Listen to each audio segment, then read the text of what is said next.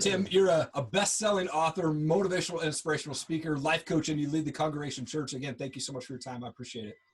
What a privilege. I like to start at the beginning. You grew up in Compton in a 2-bedroom house. You had 7 people in the house. You had 3 sisters and a brother, and then you were the youngest. What was childhood like for you?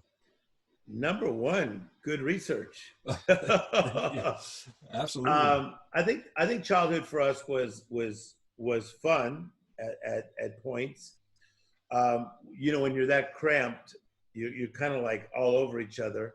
Sure. So either it's going to be too much, or you find ways to get by. And so humor played a big role in our lives as kids. Nice. And then we had a lot of really cool neighbors, and as a kid I really loved sports and life, and so it was a cramped, crowded environment, but we still had a lot of joy and laughter, and we're always thinking that something good could happen next. Yeah. Well, and then when you were 10, tragically, your dad passed away from a car accident. My daughter's 10 years old, and when I heard about that, I tried to put myself in your shoes and can't imagine being in that spot. But how big of an impact did that have on you, and how did you get through that? Yeah, that was gigantic, because what happened is that my father was very, very happy guy, tall, sharp guy, very together, and we started to move up out of life, not so much just out of that city that I'm trying to say, but we got into a bigger place, got into a 3-bedroom house. He was feeling good about his life. So it's strange that he had a lot of good tempo when something tragically happened. I call it a life interruption. Yeah. My mother was hungry. He went and got takeout food for her. So he went to a restaurant to pick it up, and he went through a green light, and a person ran a red light and hit him and killed him. And so, that's the thing about life that I have found, that is many amazing things that go on, Eric. Life is still very fragile. Yeah.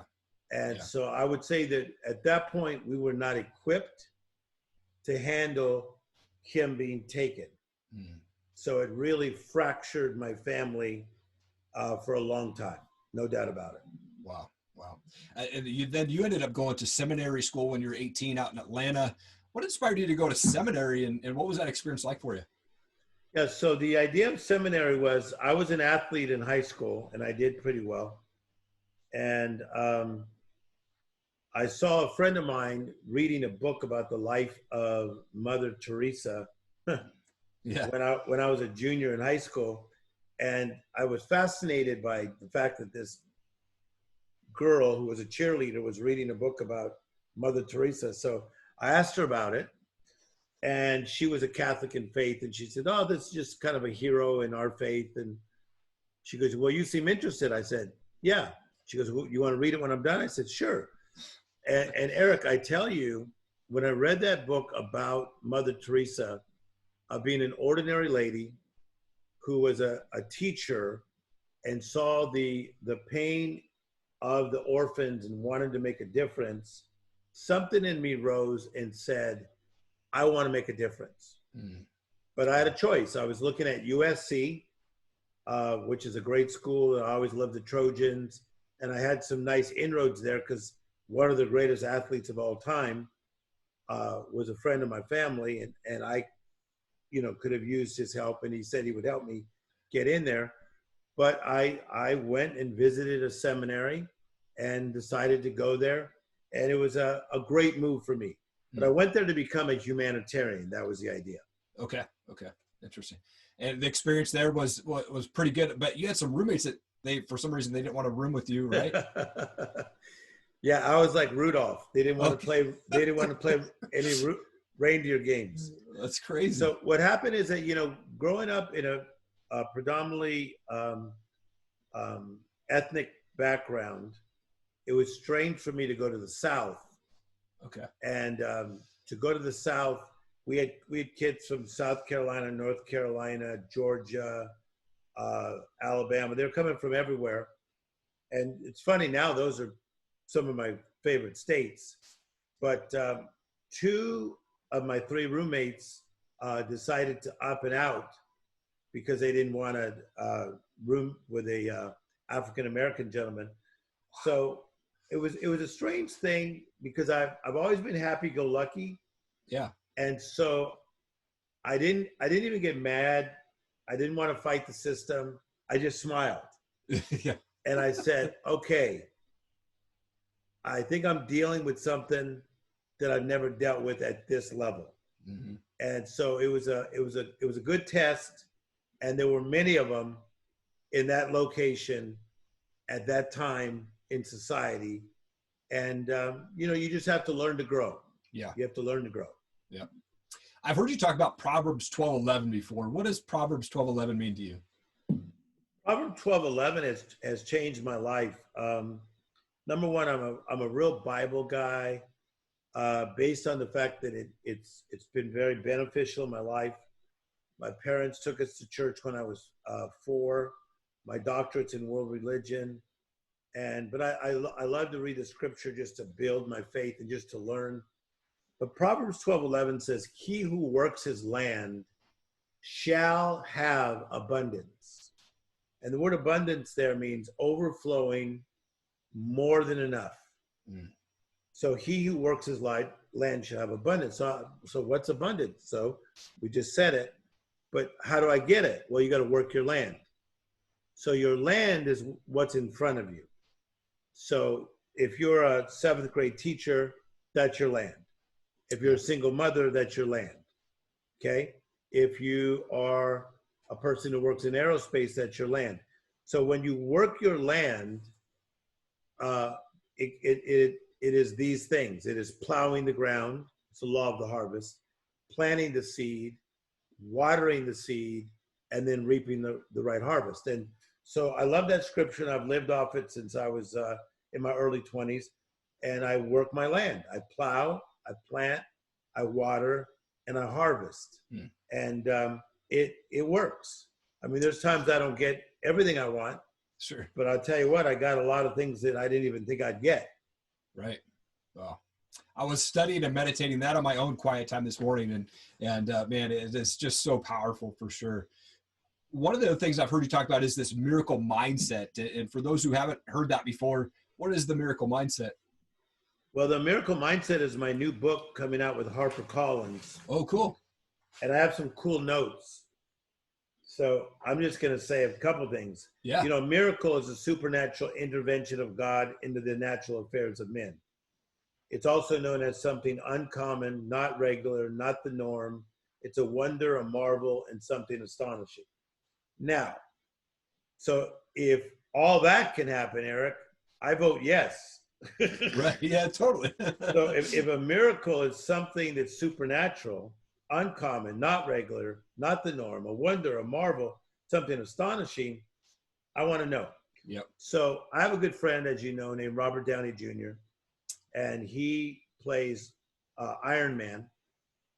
And one of the things I find is that little kids, they love the magical. They love the miraculous. That's why Marvel has played such a big role in their lives. Yeah. Right? So I believe that one reason that little kids are like that is because we're made in the image of God. And God is miraculous. Yeah. And I believe his creation is miraculous. So the miracle mindset, the mindset is the way you think, okay? Mm-hmm. And it is where you set your thought process. And what I love about this idea of this mentality and the mindset, it's your point of view, it's your outlook, your attitude, your disposition, your reasoning. And I feel this with you as well. I renew my mind every single day. Like already for an hour today, I've renewed my mind. Wow. So I don't think normal. Yeah. I'm not normal. I don't think normal. I don't do normal. I don't live normal. But I had to renew my mind. Mm-hmm. Man, I love it. One of the things that your other book, Come Back and Beyond, you talk about turning that tragedy into triumph. And For those that have this past that they're ashamed of and maybe came from a Yes. broken home like myself, how do folks get through that? I'm looking around, Eric, because my book is right here somewhere. But The Comeback and Beyond is a book that was written not only from what I've gone through, but just a subject I got interested in. Yeah. So I started writing on The Comeback in 1988. And then I wrote my first book that actually came out in 92. And then I had another one that came out, just a couple of years ago that Oprah helped take that to the crazy place. Sure. And if Oprah holds your book up for an hour, you're going to sell a lot of books. Right. For sure. During an interview. Yeah. And so the comeback idea is this, is that when most people have a comeback or a setback, they sit, settle, and sometimes cement themselves in the setback. Okay? Sit, settle, cement themselves. But in my book, Comeback and Beyond, I teach you that a comeback is not a go back. See, because everybody thinks a comeback is to go back and fix everything. Right. Like, oh, I did that back in the 90s. You really can't fix it all. Mm-hmm. So a comeback is not a go back, but a comeback is now cooperating with the plan that God has for you. And so what I say in my book is that while you're feeling the sting of your setback, God is preparing your comeback. Yeah. So if you're going through divorce and you're watching, God's preparing your comeback. If you've lost your job because of COVID-19, God's preparing your comeback. If you're ill, God's preparing your comeback. And so this book has gone all over the world and has me speaking to upwards of 80,000 people at one time. Wow. And I never knew that one idea would take me into such platforms. Yeah. Wow. Now, you started to get into the entertainment industry a few years back. What projects are you working on right now, especially with this COVID-19 probably holding you in the house for a little bit, but what projects are you working on right now? Yeah. So some things in life are by design and some things you discover. Okay. So I never tried to design myself as Tim Storey, comeback coach to the stars. Sure.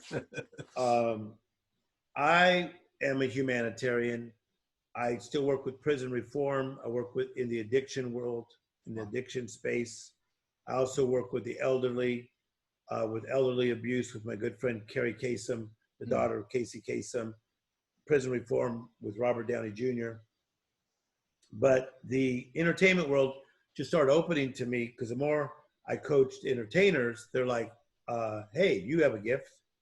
So I have a new show on BET coming out with Yolanda Adams, who's an amazing singer. Yeah. So we're doing a show together. I also have another show coming out on the homeless, where we'll go in and help the homeless and have great conversations and bring change. I have another show coming out. So we have the homeless show, the BET show. I have another show that I wrote, and I'm working with Steve Harvey's manager. Okay. We're working on another show. Then I have a movie coming out with AMC Theaters, which is a Tim Storey movie. Wow. It's called Getting It Right with Tim Storey, and it's being hosted by probably the greatest host in the history of the planet. I won't say her name. Okay. But it's the name. Yep. That people know. So I'm working on that project with AMC Theaters right now. And yeah, I'm having fun.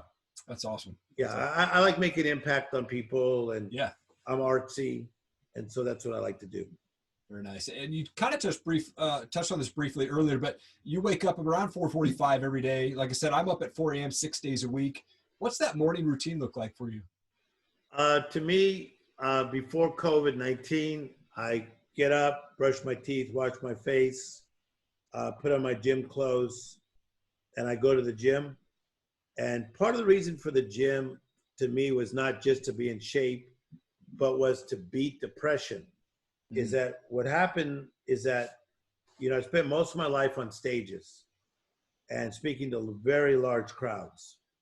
So I think our average crowd is 2,000 to 3,000 throughout these years, but I go anywhere from 1,000 to 30,000. Gotcha. So when you have that much energy and you got all that stuff going on, right? It seems glamorous, but I'd wake up in the morning feeling like I just had rushed for 130 yards as a running back against a tough defense. Right. And I would just be beat, like someone had just knocked me out. Sure. So I used to think like, whoa, maybe if I order a good breakfast, that'll help. Or I'll do my devotions first, and that does help. But man, when I just started to make myself just get out of bed, get on the treadmill, put on a good podcast or worship music, whatever, Eric, it was weird. My endorphins would kick in. Yeah. And it was as though something was lifting from me. And so a lot of people now have followed suit, and they're finding a lot of great results. The person who talked me into this is Smokey Robinson, the singer. Because he said he was going through the same thing. And he goes, little brother, just try that. And I'm trying to tell you, it helped change my life. So now with COVID-19, obviously I'm doing other things to stay active. And we have a treadmill at our house and weights in our backyard. And Okay. Nice. Tell me about the Worldshaker Network. Hey, and thanks for talking about that, because it's important to me. One of the challenges of being me is that there's a lot of people that seem to want what I'm bringing to the table with manifesting dreams, how to turn setbacks to comebacks. And, I life coach. Yeah. But my life coaching is expensive, but I do that on purpose. Sure. Because here's what I found. I used to life coach a lot, and I do a lot of things for free. And so I'd be on Zoom at 8 a.m., like all prepared. Like, look how cool this is. Life coaching with Tim Storey. Wow. Okay. Yeah. Okay. So I've got all these binders. I've got 1,300 pages worth of material. But look how organized I am. Come on. Okay. That's awesome. So I'd be sitting there with my organized self, and the guy would not show up. Oh, jeez. So we started charging $1,000 an hour to life coach with me. Okay. And the line went from here 2 states deep. And so the thing is that, I just got so busy. I'm only one human. Yeah. But that showed how much people wanted to coach with me. And then once in a while we run these specials. But what I want to do is, how do I find a way to talk with more people and use the same manual and bring up a subject like responsibility, or how to deal with regret, how to get over shame. So now I do this thing once a week. Watch how cool this is. Every Monday night, and people get on Zoom. We go through this and we dialogue, and then I say, what did you learn? And they can talk back to me. Wow. And then Q&A. I mean, if Tony Robbins would have done this for me in my early days, or Oprah or somebody, right. I mean, holy schmoly. So I made it so affordable that it's wrong. It's only $49 a month. Yeah. Unbelievable. So that's like just a little over $10 a session. Right. So if you don't think I'm worth $10 a session, come on, guys. Yeah. So I went from $1,000 a session to $10. Okay. So people are signing up. So the good news, Eric, they're signing up. Tell me why you would sign up for something like that. I mean, you got a life coach who's been at it 25 years. Yeah. Going at it with you, stretching you, pulling you, pushing you, and you network with other world shakers. I think that, like yourself and Ed Mylett, who I follow, has talked about like raising your temperature, right? So if you're running around at 80 degrees and there's guys that are 120, go hang around with those guys. And that's exactly what you do with your Worldshaker Network, is you get to hang around folks that are at that 120 degree temperature, lift you up, and then of course be able to talk with you and learn from you directly. the pricing, when I looked at that, I was like, oh my gosh, this is like the best deal ever. You know, $49 a month. And I'm going to keep it like that. Okay. Because I want to grow up massive all over the world. And I want people from South Africa, from Sri Lanka to say, you know, I could save for $49. And because to most people, that's just money that they have in their drawer. Right. But for other countries, they may have to stretch. Sure. But I want that, man, because, you know, Eric, I sold my Volkswagen to go to seminary. Wow. So to go to seminary, I sold my doggone Volkswagen, and I liked it. Yeah, for sure. Oh, that's awesome. Well, Tim, this has been such an honor to have you on my show today. Thank you so much for sharing your story and your insights, man. And I'm excited for your new book and what you got going on in the entertainment side of things, man. Thank you so much. And thank you, Eric. I like your spirit. What's going on, guys? Thank you so much for watching this video today. I really appreciate it. If you could go and share this everywhere you can, leave us a review, leave us a rating. We would really appreciate it. That helps us get the word spread out about our podcast and about our show, and we can bring you amazing stories of the people that we bring on for the Bearded Biz and the Top Rated MMA show. Thank you again. Have an awesome day.